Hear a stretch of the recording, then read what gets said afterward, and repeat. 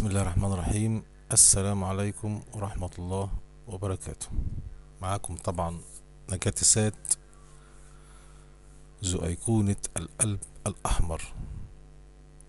قبل ما أبدأ في ورقة النهاردة اللي هي النهاردة 15 مارس، طبعا ده نعتقد إن شاء الله يكون رابع فيديو أو ثالث فيديو، ربنا يقدرنا وأقدر أخلص. البرنامج اللي هو نجاتية تارجت النسخة الثالثة هو ذو أيقونة القلب الأحمر. الأيقونة بتاعته قلب أحمر زي اللي أنت شايفها على الشاشة دي، وهي الغرض من إن أنا حاططها قلب أحمر هي إنك تموت قلبك وتبتدي تشتغل بجرأة مع البرنامج، وتخش محطات مع البرنامج تبيع وتشتري وتتحرك يكون فيها قوة قلب. هو رمز البرنامج القلب الأحمر. أنا حطيته من يعني تهيؤ لي أنا إن يكون صحيح يعني إن شاء الله. معانا دلوقتي سهم مصرية اتصالات، والسهم اللي دايما الناس تتكلم عليه وتقول سهم دفاعي ومعرفش سهم هجومي وحاجات كده يعني. انا والله لا اعرف حاجة اسمها سهم دفاعي، ولا اعرف سهم هجومي، ولا اعرف سهم جيمة، ولا اعرف سهم معرفش بطيء ولا الحاجات دي. انا اعرف محطات معايا بتشتغل بشتغل عليها. مش هشتري ورقة واقعد استنى تارجت معين. انا ما اروحش اشتري ورقة ب2 جنيه واقول هيعمل 15 جنيه واقعد مستني ال15 جنيه. يعني افرض 2 جنيه وعمل 5 جنيه، استنى ال15؟ لا، انا ما عنديش انا الحدوتة دي خالص صراحة يعني. خلاصة القول، انا كل اللي انا اعرفه هو انه اللهم صل على مصطفى، شغلي على الورقه محطات. افرض انا مستني ال10 جنيه ولا 15 جنيه واجي اعمل 5 جنيه وما كملش، يبقى انا بشتغل محطه. ما قدرش يخترق المحطه دي، خلاص ببيع عشان انزل اخد المحطه اللي بعدها اللي تحت منها او قريب منها، وهكذا. ولا تقول لي بقى اخبار، ولا تقول لي اسماعيل ياسين، ولا تقول لي نجوى فؤاد، ولا الكلام ده. انا ماليش علاقه بالحدوته دي كلها. الحدوته دي كلها يقولها بقى واحد قاعد يحلل لك السهم ماليا، ويحلل لك السهم اقتصاديا وفنيا واخبار سياسيه واخبار جوهريه وعايز اقول لك حاجه بقى كمان. ما تنسوش كنا دايما بنسمع ان الشرط بيسبق الخبر، ولا بيقولوها ازاي معرفش يعني. يعني النهارده مثال هتلاقي سهم مثلا بيجري بيجري بيجري بيجري عمال يجري، طالع مثلا من 2 جنيه راح عامل مثلا 3 جنيه او 3 جنيه وربع او 3 جنيه ونص. وبعدين بعد ما يوصل ل 3 جنيه وربع يوم يقول لك ايه؟ قال ايه يا اخويا؟ قال في كوبون بنص جنيه ولا ربع جنيه ولا 10 قروش. يا سلام بقى الجارية دي كلها عشان الكوبون. وبعدين ينزل لك الكوبون ويروح مموت لك الورقة. والناس بقى ايه؟ واحد يقول لك يا عم لا نبيع على حس الخبر، وده يقول لك نشتري مش عارف ازاي. ملوش حدوته كل الكلام ده، ملوش لازمه. انا بشتغل محطات ان شاء الله باذن الله.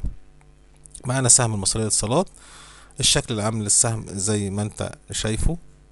آه اللهم صل على النبي. تعالى نبدأ ناخد الورقة بشكل آه زي ما قلنا نقفل وناخد الشكل العام بتاع الورقة. معلش انا ما ظبطتش المينيتور كويس. ده الشكل العام بتاع الورقة زي ما انت شايفه. الشكل العام انت شايفه ده يعني ده عمر الورقة كله. شايف الزحمة دي؟ زحام زحام زحام زحام، زحمة كده غريبة قوي، واحمر واخضر واحمر واخضر. ما تلاقيش يعني 5 شمعات خضر كده ورا بعض. يعني السهم ده بيشتغل ايه؟ بيشتغل خمسات على طول، 4 والخمسة و4 والخمس كده يعني. ملناش علاقة بقى بالشموع. لكن الشكل العام اللي انت شايفه ده هنعمل كده. هنا في قمة اهي، وهنا قمة اهي، وبعدين كل ده انا بعتبره قمة، ودي قمة تانية، ودي قمة تالتة ولا رابعة. وحاليا دي مش هنحسبها دلوقتي. تعالى بقى ناخد القمة العالية خالص اللي هو بدأ بيها واشتغل بيها مستخبية، انت مش شايفها طبعا. عندنا بقى قاع اللي هو نفس اليوم التداول بتاعه ده او نفس الشهر بتاعه دوت. وبعدين عندنا قاع هنا كمان، وعندنا هنا قاع كمان. وبعدين هنا بقى قاعد يلمس لي في شوية قاعان كده تحت بعضها، لكن الرئيسي منها اللي انت شايفه ده. لو انت عملت كده يعني امر بسيط جدا، وتعمل دي كده حدوته صغيرة كده، درجة بقى اللي في تكنال ولا اللي بتاع ولا بتاع منظر زي ما انت شايف. هو بيخترق خط الترند الهابط من فوق. وبعدين نعمل دي كده، نعمله دي كده اهوت. ادي القاعين دول. هات يا عم كده اهوت. خلاص شايف المنطقة المقفولة دي؟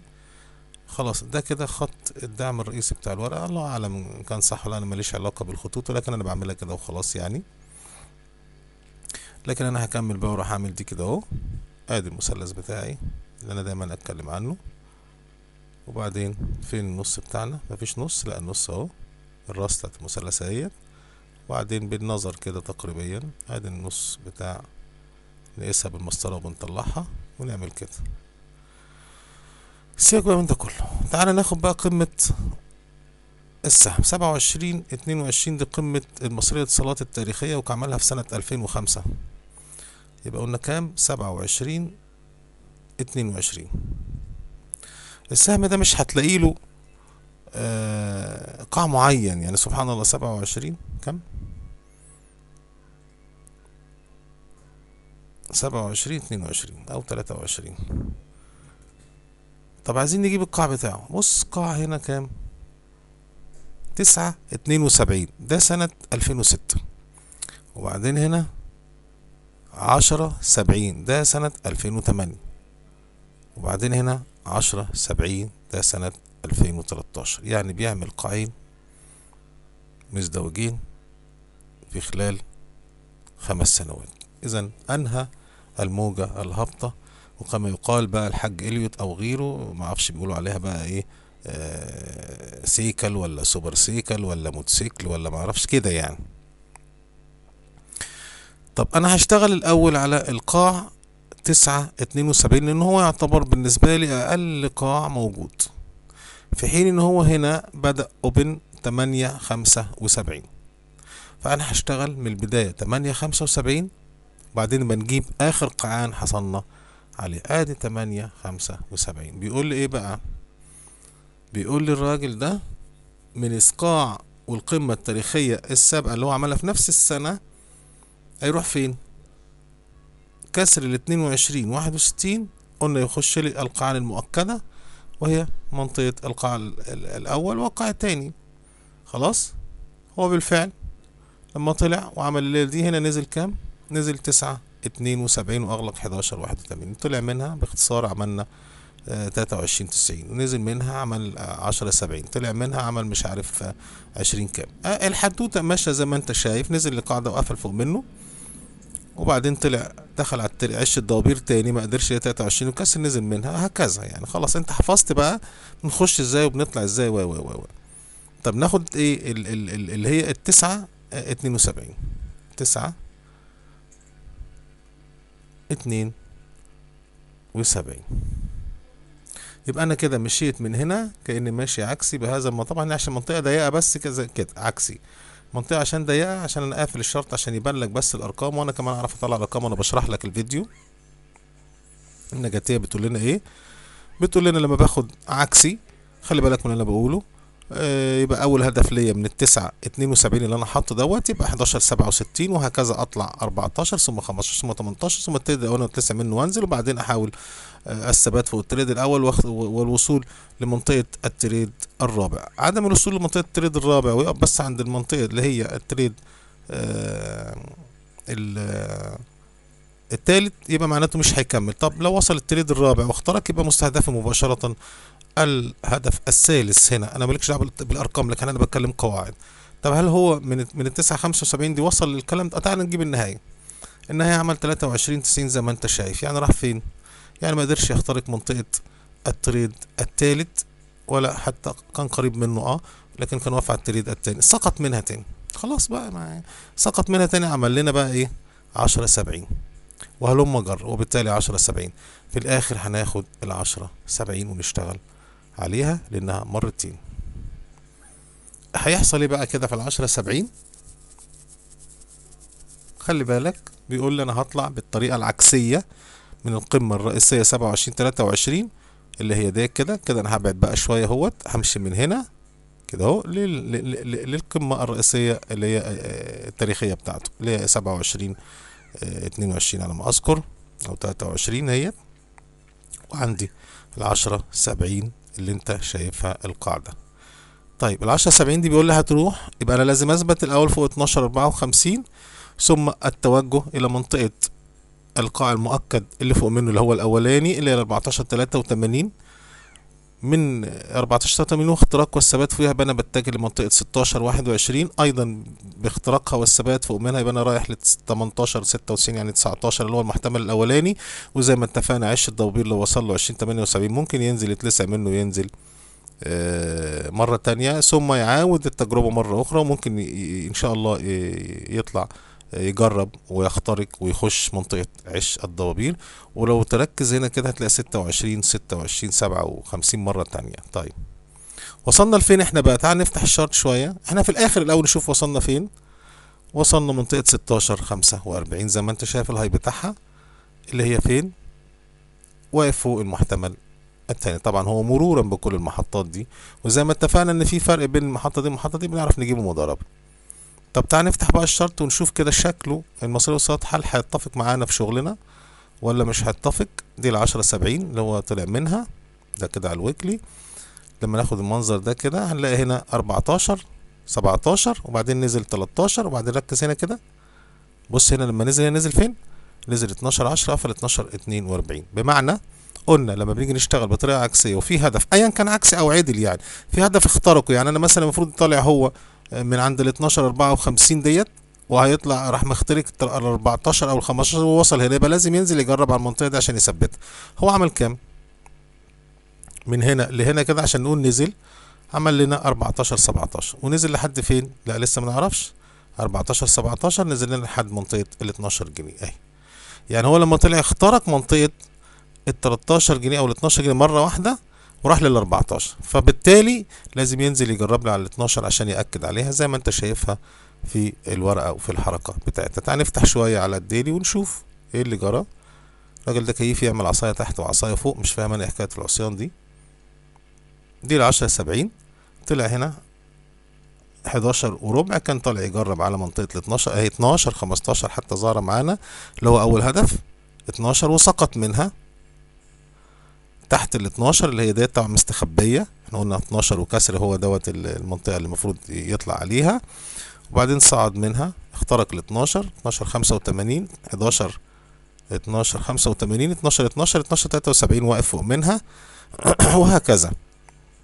وصلنا لمنطقه 14 99 واغلق على 14 24 هنا اللي هي المحطه ديت 14 حاجه و80 اللي فوق منها طبعا، يعني هو خلاص اخترق دي ونزل جرب عليها خلاص ثبتها وطلع لدي، جرب عليها ونزل منها وهيطلع لها تاني. تمام اللي هي المنطقه دي. بالتالي لما تيجي تبص هتلاقي عامل الشومه دي لحد فين؟ لحد 12 24 اللي هي بيأكد منطقه ان المنطقه دي منطقه قاع مش هيكسرها، اذا المره الجايه هيطلع يخترق. خلاص فاهمين كده الشغل بيبقى ازاي؟ هيطلع يخترق لي القاع المؤكد اللي هو الاولاني 14 83. بالفعل عمل لنا الشومه الثانيه اللي هي 15 81 14 46 وقفل على 14 ونص، عرض منها. والنهارده بيشتغل فين؟ اخر حاجه عملها 16 15 95 16 اغلق عليها وعامل لي شمعة حرامية كمان منها واقف على منطقة ال 16 وهي المحتمل اللي رايح له يجرب عليه، جرب عليه مرتين دلوقتي اللي هو رايح عليه. خلاص كده. طيب عايزين نعمل حاجة، اقفل شوية كده عشان ناخد بقى انا خدت قمة رئيسية عكسية عندي 10 70. انا هاخد الاول القمة القريبة ديت اللي هي منطقة ال 14 اللي هو عملها، مالكش دعوه باللي عندي 14 17 على نفس القاع بتاعنا زي ما اتفقنا 14 مش عارف 14 كام بنسى انا بسرعه عفوا. ادي ال 10 70 ايوه 14 17 بقول له دي قمه قريبه، خلي بالك من اللي انا بقوله، دي قمه ايه قريبه، وزي ما اتفقنا القمه القريبه ممكن جدا ينزل عش الضبير ويجيب لي كمان المحتملات. تمام كده. وبعد كده يطلع يخترق ويجيب لي اول هدف 15 33 ثم 15 91 والهدف الرئيسي معانا 17 64. خلاص. طيب من دي لدي احنا خلصنا القمة دي خلاص عشان نعلمها ان هي خلصت، خدناها وجربنا عليها. نزل لنا فين؟ عمل لنا منطقة 12 10 اللي هي القاع المحتمل الاول لما قلنا قمة قريبة، ينزل لي تحت التريد الاول والمحتمل ويرد تاني. طب هل هو رد؟ ايوه تعال نشوف كده هنا 83 12 وبعدين 12 10 12 42 رد منها خلاص رد اهي، باين ان هو واقف على الاتناشرات وراح رادد عامل لي 14 99 وقفل لي حوالي 14. بص راح فين؟ راح على التريد الرابع ما قدرش وقفل على 14 اللي هي 13.99 يعني 14 على التريد الرابع، طبعا مش قادر يخترقها، ونزل منها مرة تانية بشمعة نفس المحتملات على القاع المحتمل برضه اذا بيشتغل. طبعا ده ويكلي، يعني انت لو جينا فتحناه على الديل هتلاقي طلوع ونزول طلوع ونزول اللي هي مضاربات على المحطات بتاعتنا اللي هي هنا وهنا، بس انا بجيبها لك كده ايه عشان اقفل بس تشوف معايا الاوضاع. النهاية في قمة هنا عملها لي بشمعة برضه غريبة 15.81 ونعتقد 15.81 وبعد كده مفيش نزول، في برضه مضاربات بسيطة وبعدين مكمل على صاعد. تعالى نفتح ديلي تاني عشان نشوف ايه اللي احنا ممكن نعمله. احنا خدنا القمة دي، عندي قمة تانية صغيرة هنا، عندي قمة تالتة صغيرة هنا، دي كام؟ 15.81. هنشتغل على 15.81 هي اقرب حال. 15.81 بعد ما اشتغل على 15.81 بيقول لي كده ايه؟ اختراق ال 15.61 اول هدف بالنسبه لك 17.5 متجه لل 20.92 وهو التريد الاول في عش الضبابير بالطريقه العكسيه اللي قلنا عليها يتلسع وينزل منها مرة تانية للتجربة على اللي تحت منه المحتملات ثم يطلع ويخترق التريد الرابع. هنا دي الطريقة العدلة على القمة 15.81 يستهدف لي 17.51 بعد اختراق ال 15.61 بس انا كنت في 15.81 كان لازم انزل هنا. القمة بعيدة شوية خلي بالك اللي هي دي، ركز كده، احنا قلنا لما القمة تكون بعيدة ما ينفعش ينزل لي قاعات محتملة، لا يجيب لي حده الأقصى تريد أول. خلاص كده. طيب هو نزل من هنا دي اللي احنا خدناها 15.81 أقل حاجة كام بقى؟ 14 20 14 55. إذا الراجل فضل محافظ لي على التريد التاني وطلع تاني واخترق منطقة ايه التريد الرابع. هل يا ترى ان شاء الله باذن الله ال 16.45 المنظر انت شايفه دوت، واحنا عندنا كان هو مجرب ادي مره وادي التانية يعتبر. خلاص كده ادي مره وادي التانية، يبقى عندنا منطقه ال 16.45 هي منطقه ال 15.61 هي التريد الرابع باختراقها يستهدف لي 17.51 ثم 18 والهدف الرئيسي بتاعنا 20 92 فوق شويه تحت شويه مش قضيه. لو ثبت المصرية اتصالات فوق ال 20 92 وهذا ما نتوقعه ان شاء الله باذن الله ممكن يستهدف لنا 3 اهداف من دول. طب تعالى بقى ناخد الاخير اللي هو 16.45 بس ده ما تحطوش رئيسي معاك الا بعد جلستين اللي هو 16. ده بنتخيل ان دي قمه. خلاص انا كده عشان يبقى انا شرحت لك الفيديو وعندك محطات رئيسيه العكسيه كلها محطات، حتى لو دخلت على على عش الضبابير واخترقت التريد الرابع من الطريقه العكسيه من القاع الرئيسي للقمه الرئيسيه 27 وكاس مفيش مشكله ابدا معاك الاهداف. انا بشرح لك سكك ومناطق بمعنى انه لو تخطى هدف يبقى انت تشتغل على اللي بعديه، ما اخترقوش يبقى تشتغل على اللي تحتيه وهكذا. عندنا هنا 16.45 هنفترض ان دي قمه رئيسيه ومش هيخترقها دلوقتي وهيلعب عليها تحت منها شويه. بيقول لي ما يكسرش التريد التاني ولا التالت ويرجع تاني يستهدف منطقة ال 16.22 اختراقها اللي هو التريد الرابع يعني عشان يجيب لي أول هدف 19 18 37 والثبات فوق منه يتجه مباشرة الهدف الثالث مرورا بالهدف الثاني والثبات في الهدف الثالث يستهدف لي أحد 3 أهداف ناحية اليسار. هو بالفعل هنا عمل له 16 زي ما انت شايف وقفل على 16.20 وكان جايب هاي 16.22 ده بعد الشمعة دي مباشرة. يعني احنا خلاص عملنا 16.45 شوف هنا عمل ايه وقفل على التريد الرابع 16.22. الله الموفق والله المستعان. طب قبل ما اختم ربما الامور امور برضو تخيل ان دي قمة رئيسية اعرف منين التصحيح. خلي بالك بص تريد تاني لا يكسر ولا تالت لو كسروا يبقى دخل في التصحيح. والسلام عليكم ورحمة الله وبركاته.